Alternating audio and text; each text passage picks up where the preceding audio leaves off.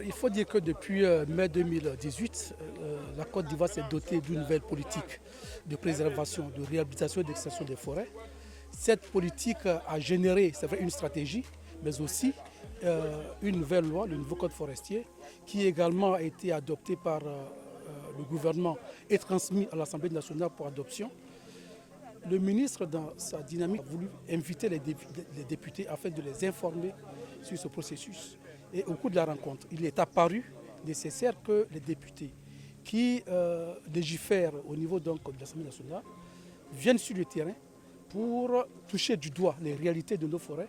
Et c'est un peu dans ce cadre-là que s'inscrit cette visite. Alors donc les députés sont venus pour constater des visus l'état de nos forêts, pour appréhender les nouvelles notions générées donc par cette nouvelle loi et pour constater le niveau de gestion des forêts donc, dont le code leur est soumis.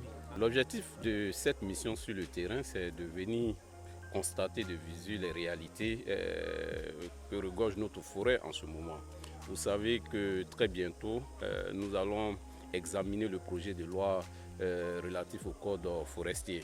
Et nous nous sommes dit que nous ne pouvons pas mieux examiner ce projet de texte sans venir nous imprégner des réalités de nos forêts, de l'état de nos forêts, notamment forêts classées.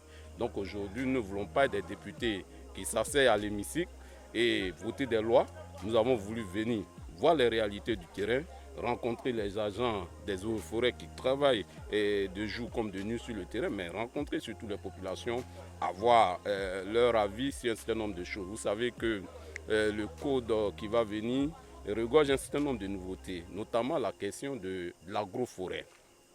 Donc comment par endroits on pourrait voir la cohabitation entre l'agriculture et la forêt, dans certaines forêts totalement dévastées, c'est classé dévasté.